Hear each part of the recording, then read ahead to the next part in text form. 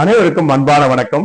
இன்னைக்கு நாம எதை பத்தி பேச போறோம் அப்படின்னா, ஒரு அழகான தன்னம்பிக்கை சார்ந்த கதையைத்தான் உங்களோட பகிர்ந்து கொள்ள போகிறோம். ஒரு வீட்டுல அப்பா பையன் வளர்ந்துட்டு வராங்க.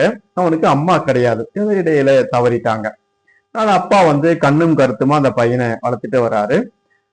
ஸ்கூல் படிப்பெல்லாம் முடிச்சுட்டான். அதுக்கப்புறம் கல்லூரி படிப்பு முடிச்சுட்டான். முடிச்ச உடனே எல்லா அப்பாவுக்கும் என்ன ஒரு எதிர்பார்ப்புன்னா, பையன் போய் சம்பாதிக்கணும் அப்படின்னு எதிர்பார்ப்பாங்க. அதே மாதிரி அப்பா தன் பையன்கிட்ட சொல்றாரு, கண்ணா நீ வேலைக்கு போப்பா அப்படின்றாரு. ஆனா அப்பாவோட பேச்சு கேட்கறது இல்ல. அவன் எப்போதும் போல கிரிக்கெட் விளையாடுறது, டிவியில அதிகமா படம் பார்த்துட்டு இருக்கிறது, இது போல விஷயங்களிலேயே அதிகமான நாட்டத்தோடு அவன் பயணம் பண்ணிட்டுலாம். அப்போ மீண்டும் அப்பா என்ன சொல்றாரு, நானே கஷ்டப்பட்டு விவசாயத்தெல்லாம் ஏதோ பண்ணிட்டு இருக்கேன், நீ சம்பாரிச்சுனா நமக்கு நல்லா இருக்கலாம் அப்படின்னு சொல்றாரு அப்பா. அப்பா அந்த பையன் சொல்றான், இப்படியெல்லாம் என்ன அடிக்கடி சொல்லிட்டு இருந்த, வேலைக்கு போ, அப்படி போ, இப்படி போ சொல்லிட்டுதுன்னா நான் தூக்குப்பான்னு செத்துருவேன் அப்படின்னு சொல்றான். சொன்னோடனே அப்பா கொஞ்சம் வருத்தம் வந்துருச்சு. என்ன அம்மா கிடையாது, இப்படி சொல்றாடே பையன் அப்படின்ட்டு சரி கம்முன்னு இருந்துட்டார். மீண்டும் ஒரு வாரம் 2 வாரம் போச்சு. எப்போதும் போல விளையாட்டு, எப்பொழுதும் போல டிவி பார்ப்பது, இப்படி அவனுடைய பயணம் போயிட்டே இருந்தது. அப்பாவுக்கு மறுபடியும் கோவம் கேட்கிறாரு 2வது முறை முடியும். கண்ணா நீ வேலைக்கு போனா நல்லா இருக்கு இல்லையா, கொஞ்சம் நிறைய சம்பாதிச்சு அப்படின்னா நமக்கு நம்முடைய வாழ்க்கையை கொஞ்சம் உயர முடியும் அப்படின்னு சொல்றாரு. அந்த பையனுக்கு 2ஆம் முறை அப்பா சொல்லும் போது கோவம் அதிகமாயிடுச்சு. இப்படி எல்லாம் சொன்னா நான் குளத்துல விழுந்து செத்துருவேன் அப்படின்னு சொல்ல ஆரம்பிச்சான். அப்புறம் அப்பாவும் பயந்துட்டு சரி அப்படி விட்டுட்டாரு கம்முன்னு. நாட்கள் கடந்தன. அப்படியே 1 மாசம் போச்சு. இதே மாதிரி தொடர்ந்து எப்போ விளையாட்டு, எப்பொழுதும் டிவி பார்ப்பது, அங்க மாணவரோடு சேர்ந்து வெளியே சுற்றுவது, இப்படியே தொடர்ந்து இருந்துட்டே இருந்தது.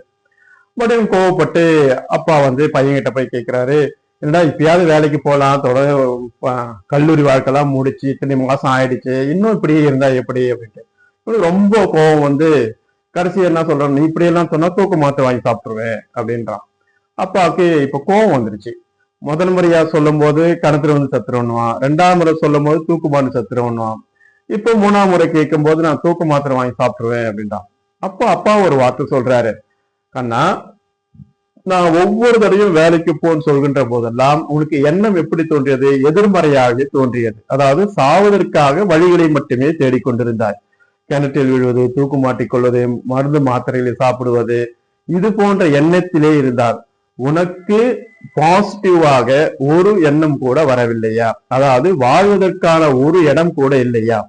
சாவதற்காக இத்தனை இடம் இருக்கின்றது, வாழ்வதற்கு ஒரு இடம் கூட இல்லையா அப்படின்ட்டு அப்பா தன் மகன் கிட்ட பேசுறார். அதாவது ஒவ்வொரு தடவையும் சொல்கின்ற போது, சாவதற்காக எத்தனை வழிகளை தேடுகின்றாயே, வாழ்வதற்கு ஒரு வழி கூட இல்லையா அப்படின்னு அப்பா கடைசியா கேட்கின்ற போது அந்த பிள்ளைக்கு, அந்த மாணவனுக்கு அவனுக்கு சிந்திக்க தொடங்கினான். பிறகு வேலைக்கு வச்சான், வாழ்வாதாரம் உயர்ந்தது அப்படின்னு அந்த கதை முடியும். ஒரு அழகான தன்னம்பிக்கை சார்ந்த கதை. உங்களுக்கு கண்டிப்பா பயன்படும். வாழ்த்துக்கள். நன்றி.